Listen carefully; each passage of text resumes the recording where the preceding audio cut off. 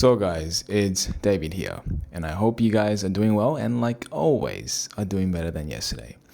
So, today I want to talk about raising your bar. And I want to talk about this because when I got back into the flow of working, I started off not doing much at all.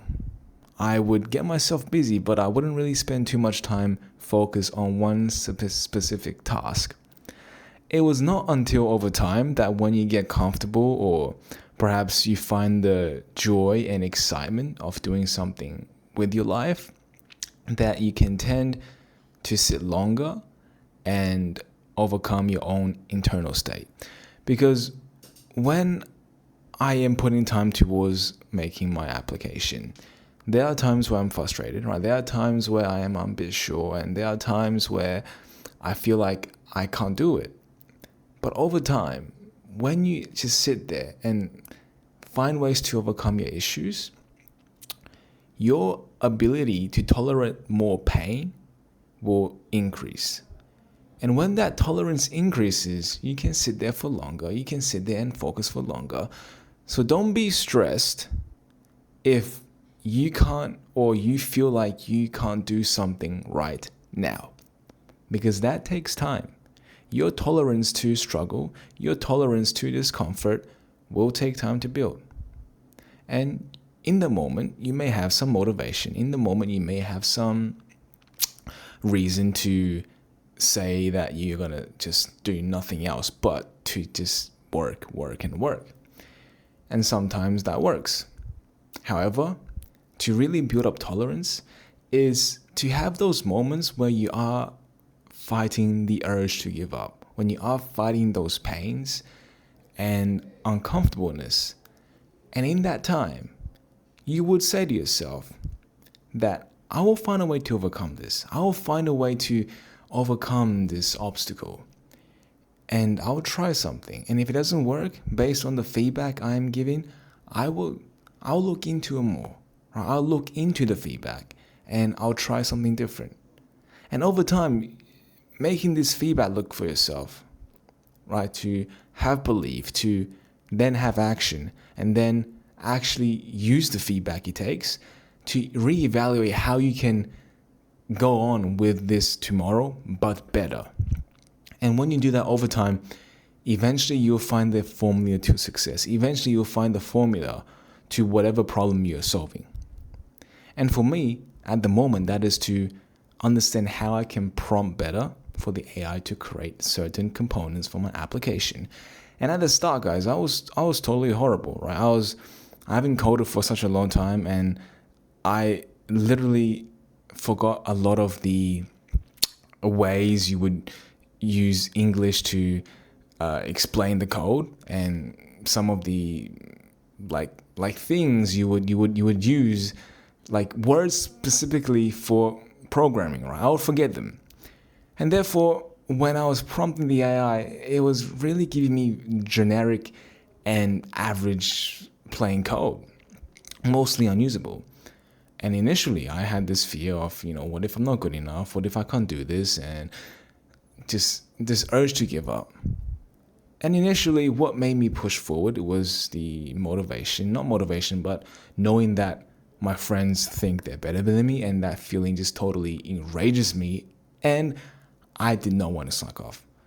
Initially, the motivation the reason did push me forward to endure this pain. But over time, if I didn't find a way to do better with my prompts, in a way, if I did not go and step back and ask myself, David, how can you prompt better? Maybe you need to learn a little bit more or revisit some of the coding structures and architecture so you can tell the AI what you want to do. And with this feedback, I came back tomorrow to try something different. I came back and did something different. And after each iteration, I am making that one step forward. And today, I have done a lot of work, and doing the work, funny enough, did not feel like work. It felt like I was working towards something. And that is also a great thing when you focus on feedback. You know if you're moving forward or not. And I know that I am mentioning the topic feedback loop on this video. And I think the next thing I should focus on is my YouTube videos. Although I never planned to spend a tremendous amount of time on my YouTube videos, because I do believe as success comes, as I finally get my business off the ground and make money that way, my YouTube videos will also improve because then I can delegate the task. However, that should not stop me from at least trying to talk better, or at least trying to look at you when I talk. And it shouldn't stop me from structuring, or at least know what I want to say before I say it. All these things were overlooked by me. I overlooked them because I never cared, and it does become a habit. It does become a habit, and sometimes having belief and acting alone is enough. Take my channel as an example.